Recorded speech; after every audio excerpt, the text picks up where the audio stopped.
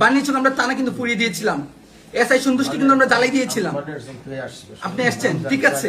তো আমরা জুলাই অভ্যুত্থানের গভর্নমেন্ট এখানে ফর্ম করছে, আমরাই গভর্নমেন্ট। বৈষম্য বিরোধী ছাত্র আন্দোলনের হবিগঞ্জের ছাত্র সমন্বয়ক তিনি থানা গিয়ে ওসিকে বলছেন যে আমরা 5ই আগস্টে থানা জ্বালিয়ে দিয়েছি এবং ওসিকে ঝুলিয়ে তার আগুন দিয়ে পুড়িয়ে মেরে ফেলেছে, এই ধরনের কথাবার্তা তারা বলছে। অথচ দেখেন এই ছাত্র সমন্বয়কদের প্রশাসন ধরতে পারছে না, তাদেরকে ধরে না, অ্যারেস্ট করে না। একজন অপরাধী, সে অপরাধ স্বীকার করছে, তাদেরকে প্রশাসনের লোক ধরতে পারছে না। মানে কতটা অবস্থা, মানে নিরুপায় হলে প্রশাসন অবাক হয়ে তাকিয়ে থাকে, কারণ তাদের পুলিশকে হত্যা করছে, তার জাতি ভাইকে হত্যা করছে, অথচ সে এটার কোনো পদক্ষেপ নিতে পারছে না।